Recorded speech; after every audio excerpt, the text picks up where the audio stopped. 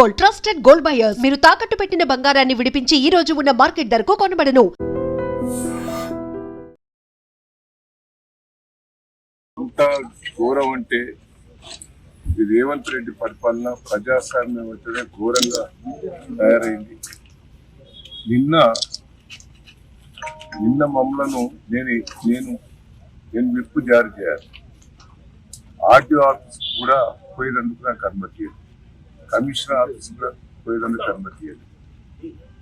అదే అమెరికాకు సంబంధించిన సిటిజన్షిప్ ఉన్న ఝాన్సీ గారిని ఆర్టీఓ ఆఫీస్ కమిషనర్ ఆఫీస్ మున్సిపాలిటీల వాళ్ళ దగ్గర కూడా పోయి ఒక్కొక్కరికి ₹1 ఇస్తాం, ₹2 ఇస్తాం అంటే మా ఊళ్ళో ఎవరు కూడా అమ్ముకోవాలి.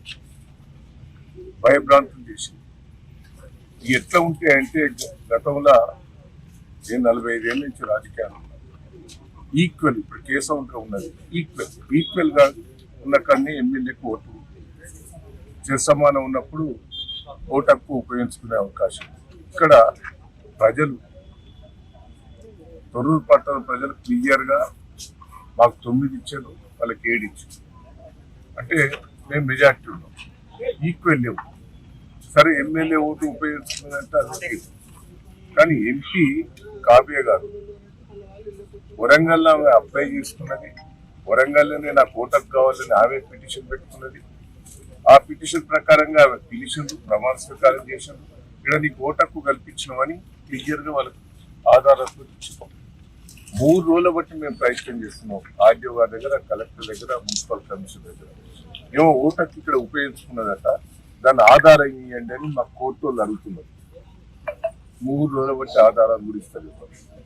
ఇలా ఓటేసి అది ప్రజాస్వామ్యం వేసినాక ఒక్కసారి ఆలోచిస్తారు. జనగంలో ఇద్దరు సమానంగా ఉంటే మా వాళ్ళని గురించి కాంగ్రెస్ పార్టీ సమానం వస్తే ఆడ టాస్ల వాళ్ళకే వచ్చింది. తొర్రూరులో టాస్ల చైర్మన్ వైస్ చైర్మన్ వాళ్ళకే వచ్చింది. అంటే దీంట్లో కూడా మోసం.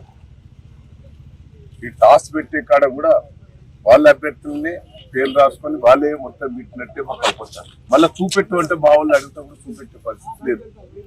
ఎట్లా తీసిందనే చూపెట్టు అంటే నాకు బాధ అనిపిస్తుంది. ఒక పక్క ఏడుపు కూడా వస్తుంది.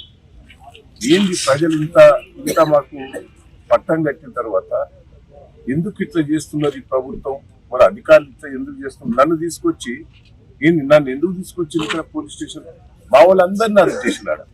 అడవులు ఆబ్జెక్షన్ చెప్పేటోళ్ళు, మా చైర్మన్ గా నిలబడ్డ కుటుంబ సభ్యులందరినీ కూడా పట్టుకొచ్చి పోలీస్ స్టేషన్ లో పెట్టినట్టు మా మిస్సెస్ పోలీస్ స్టేషన్ లో అరెస్ట్ చేసి పెట్టారు.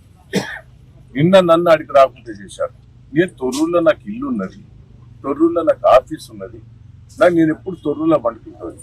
మొన్న తొర్రూరులో ఆఫీసులో నన్ను ఉంటానంటే కూడా ఆ నుంచి తీసుకొచ్చి ఇక్కడ పెట్టారు. నర్సులపేట తీసుకొచ్చారు. ఆడ ఝాన్సీ గారికి సిటిజన్షిప్ అమెరికాలో ఉన్నదా? ఇక్కడ ఇల్లు లేదు, ఏది లేదు, తొర్రూరులో బాధాపున్నదా? అంటే ఎంత ఘోరం అండి.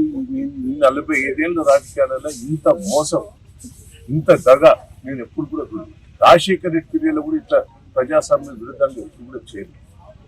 కానీ ఇప్పుడు ఎందుకో ప్రజాస్వామ్య విరుద్ధంగా నాకు రాజకీయాలలో ఈ కక్ష సాధింపులు చేయటం వల్ల రాజకీయాల్లో ఉండాలన్నా తప్పుకోవాలన్నా ఏంది ఇంత గోస?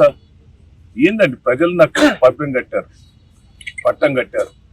సర్పంచ్ ఎన్నికలలో మెజార్టీ సీట్లు ఇచ్చారు. నేను 46,000 ఓడిపోతే నాకు 2,000 లీడ్ ఇచ్చిండు సర్పంచ్ ఎన్నికలు. పెద్ద పెద్ద గ్రామ పంచాయతీలని నన్నే గెలిపించారు. ఇవాళ మున్సిపాలిటీ కూడా మెజార్టీ వచ్చింది. ఇంత ప్రజాస్వామ్యంగా వచ్చిన దాన్ని ఇంత దౌర్జన్యంగా చేస్తాం. నాకైతే బాధ ఉన్నది, నాకు ఏడుపు వస్తున్నది. అసలు రాజకీయాల్లో ఉండాలన్నా, రాజకీయాలు తప్పుకోవాలన్నా అనిపిస్తారు.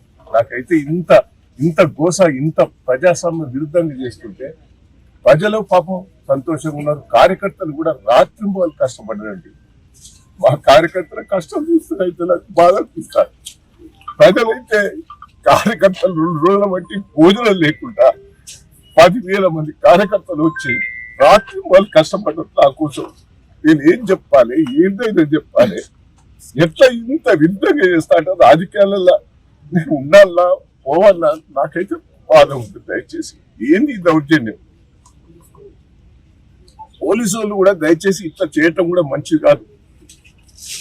కేసీఆర్ చూస్తే ఒక పక్క అభిమానం, దయానంద్ చూస్తే అభిమానం ప్రజలు.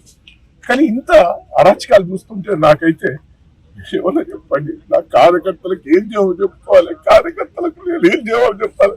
పాపం తెగించి పనిచేసేది ఈ రోజు. జై తెలంగాణ. జై తెలంగాణ.